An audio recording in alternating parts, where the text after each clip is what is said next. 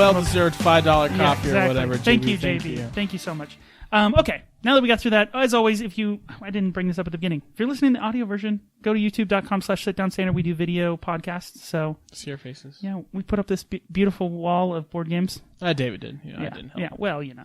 Good job, David. Okay, so let's start off the show with the thing that we usually start the show off with every week. What you doing? What you doing? What you doing? Beautiful. Okay. Are you done? I was going to see how long it could go.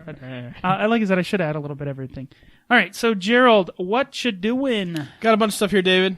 Okay. First of all, we got an email about this. Yes, we always like when people give us suggestions to do because, like I said, we have a good problem. There's too much good stuff. And so we got an email from Steve from St. Louis. He wrote to us and said, hey, guys, love the podcast. So we're already going to read your email at this point.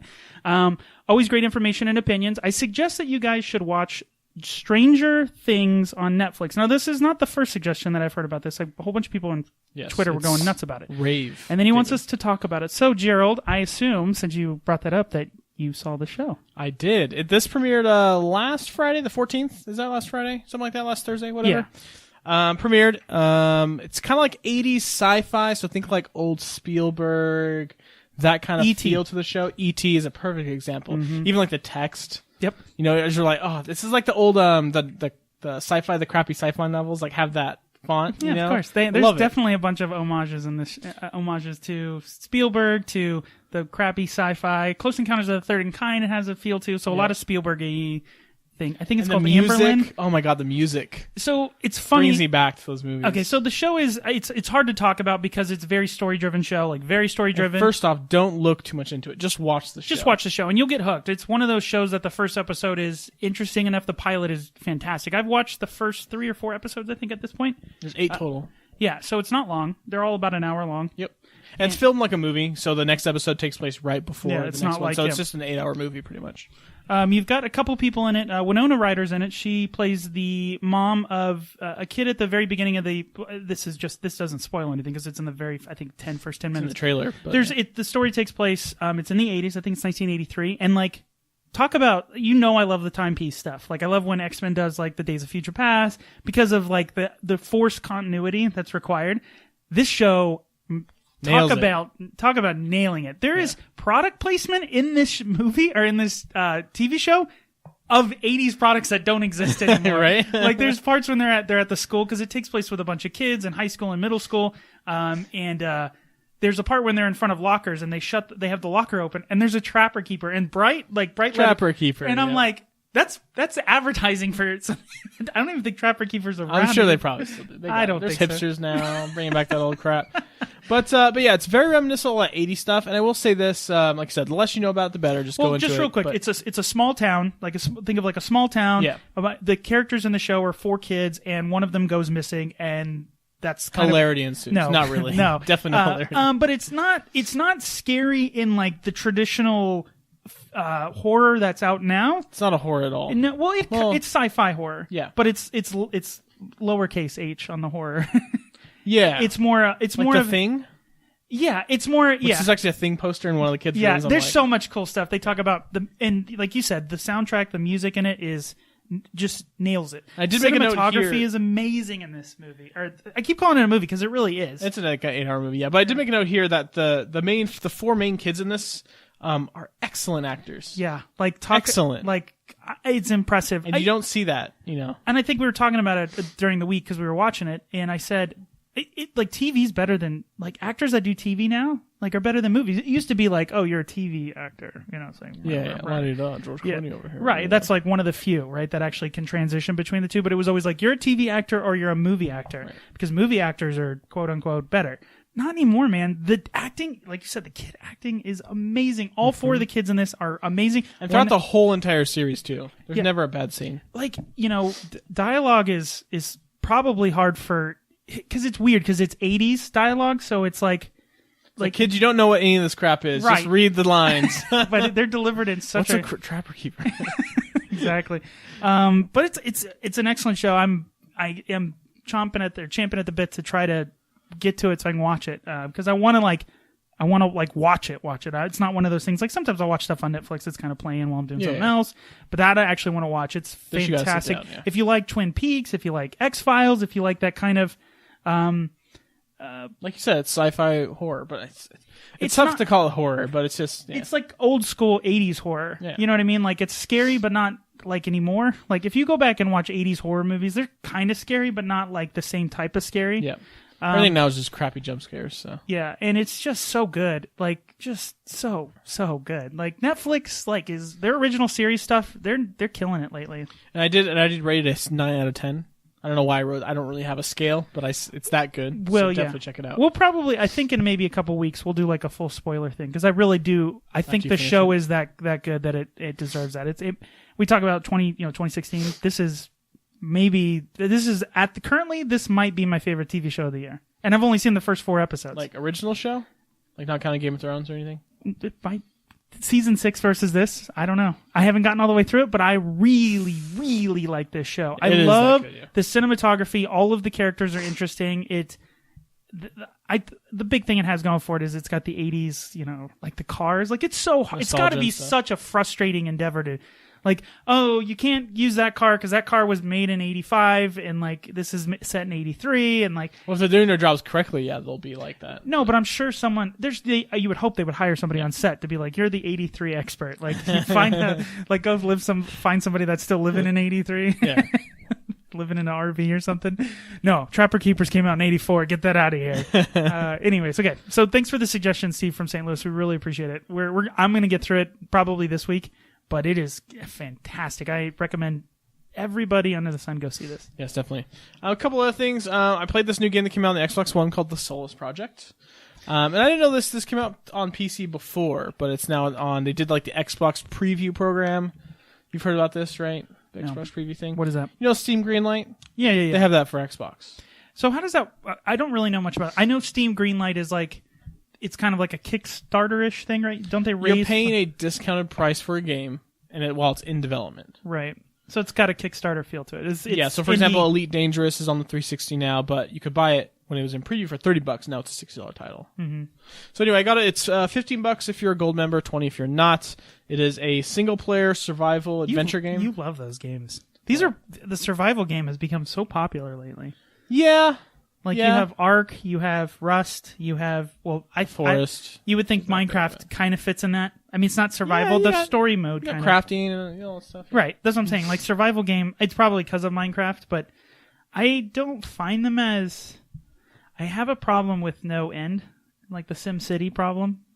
This supposedly there's definitely a narrative to this. Where a lot of those games don't. Okay. You pretty much it's in the future. Earth has been destroyed by a set of sun was heading for us. I don't know, maybe it's just a big comet or whatever. Okay, that's fine. Destroyed the Earth, but by that time we were able to get people off of the Earth in ships. This is like 100, 200 years in the future. Okay. And we're all hanging out by Pluto. And these colonizing ships, these 4 colonizing ships was sent out looking for a new planet. To inhabit.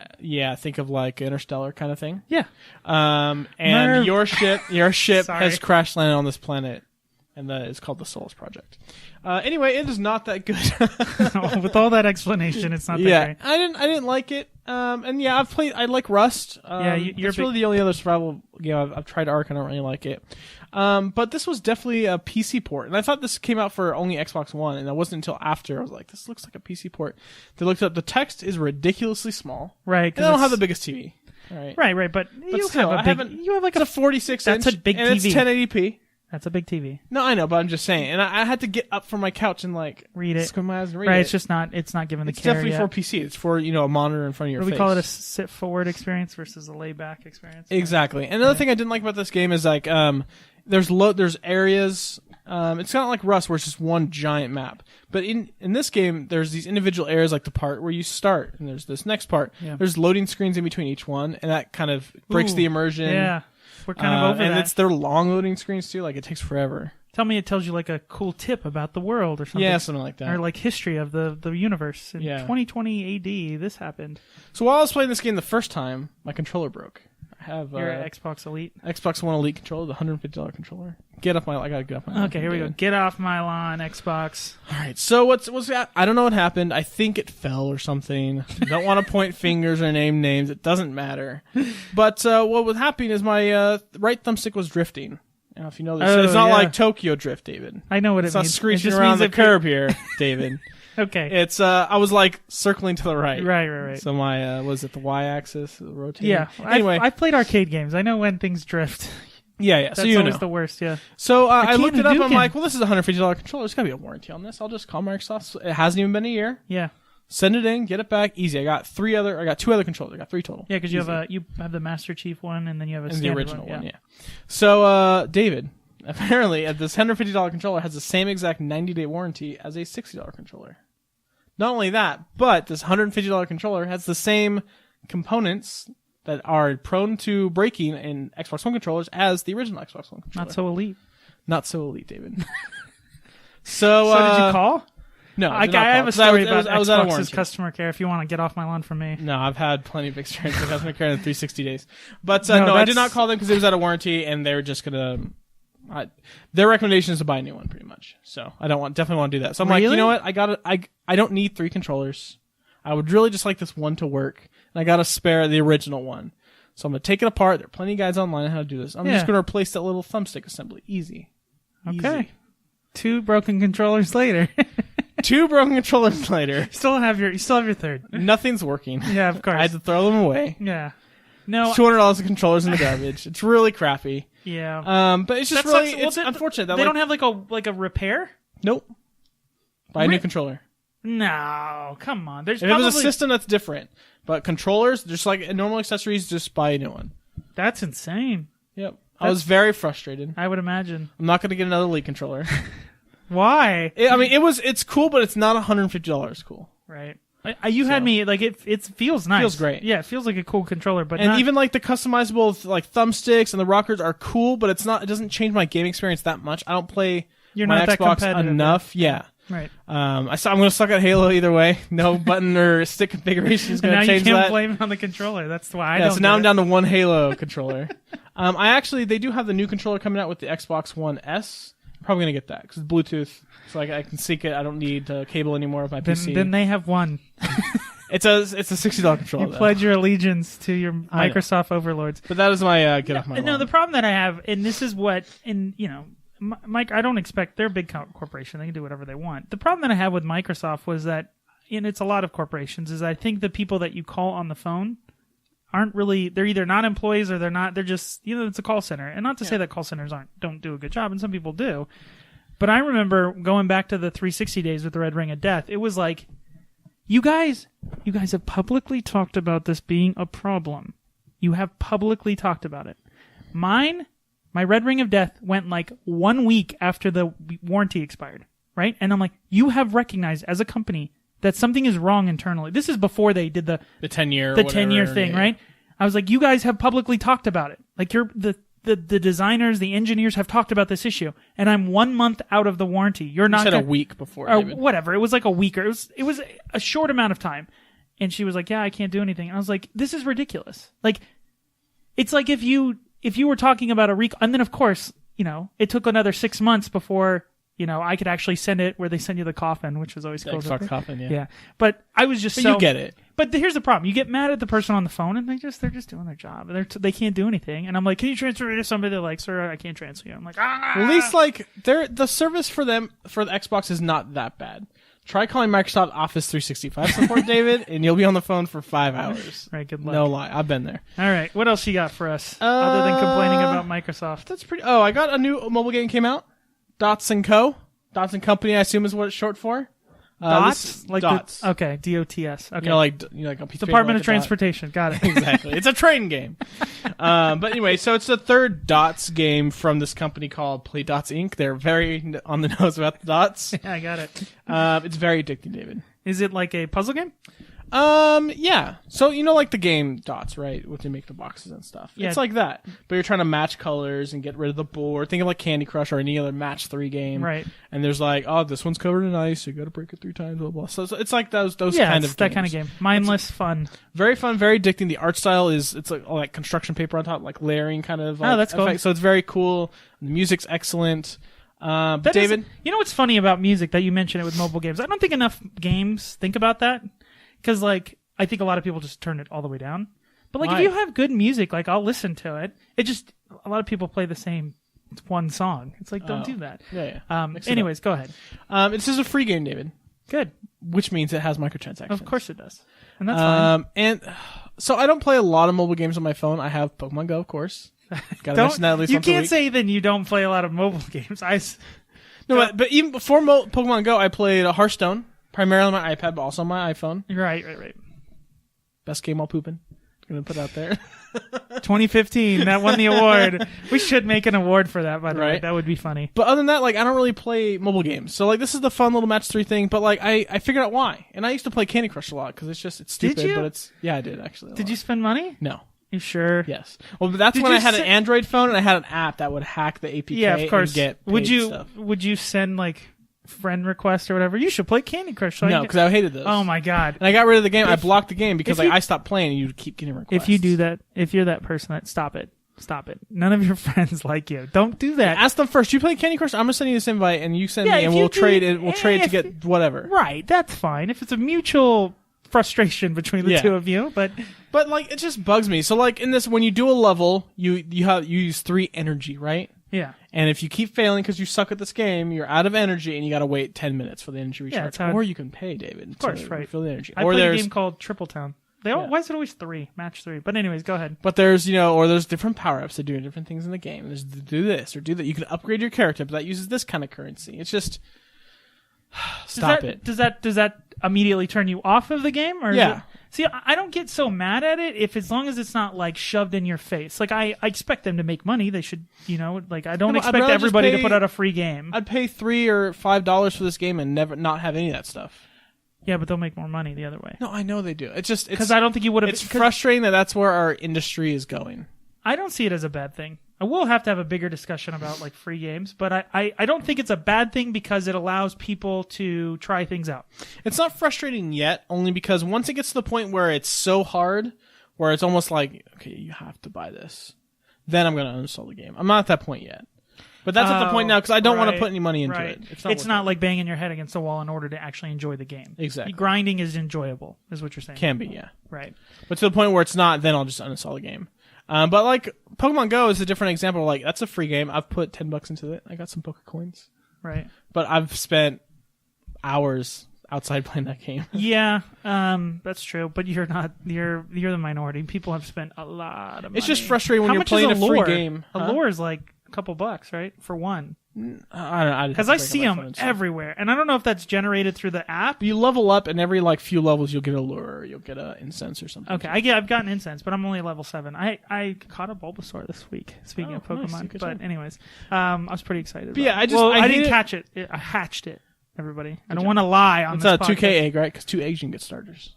Yeah, I'm close to my 10K getting done. I don't even know what's in there. You know what I got out of mine? What? Freaking Eevee. Oh, that's It's lame. very frustrating. I want Ash to pop out of that egg. It's red. No, but yeah, just when there's like multiple different currencies and multiple things to buy, and it's like they obviously they want your money. It's just that's frustrating. And that's fine. Like I said, I think it's for me as long as it's not thrown in your face constantly, which some free games do. Definitely. Well, I gotta watch this ad. Like any of those I games don't where mind like you that. have to watch this ad in between turns, the game's done. Oh, well, it depends on how often. But yeah, in between turns. The thing that I always enjoy is like the game's free, but if you want to get more XP more quickly, then you pay. And I'm like, okay. It's just the carrot at the end of the stick is not. It has to be really good for me to dump in money. But I think more and more. I don't know necessarily. This is just an anecdote for me. More and more games that are like $3.99 and $5.99, I'm like, I'll just buy it because like I'm like, I know I'll like it enough that It's where, got like, good reviews and stuff like that. well, that's like Jordan would always tell us like if it's $6, like it doesn't matter how much enjoyment, it's too I expensive. think he said like if it's $1. Right, and that's my point. Like people are so used to it being free versus when it's $1, it's like, hey, God Rocks, take it easy. It's like, it's $1. Like I paid $5. Roller Coaster Tycoon 3 on my iPad. It's amazing. I love it. Is it the good? original, like just like the original. Wait, Roller Coaster Tycoon 3? Because 2 is the best one. I think it could be 2. Oh, it is 3. It's really good. 3 is the one I think you can do like 3D. You can get on the coaster. And Yeah. 2 is the best one. I know, but it's like the full game, just like on that's PC. cool. It's excellent. I love No, it. I want to play more Worth games on $5. Yeah, I know. That's crazy. Yeah. It's nuts. But anyway, I think that's it, David. David, what you doing? A couple things. I wanted to talk about a game that I just finished. Doom.